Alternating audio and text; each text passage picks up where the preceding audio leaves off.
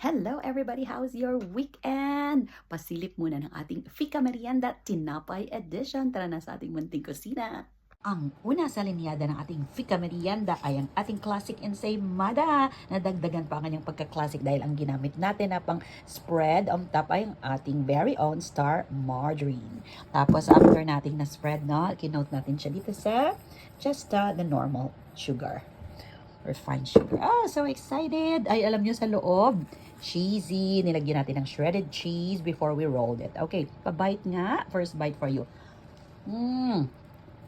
Oh wow, feel na feel ang cheese at lasa ng star margarine.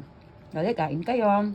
Next in line sa ating Fika Merienda yung ating normal Spanish bread lang. Just the usual. Very soft ang ating pagka-bake today.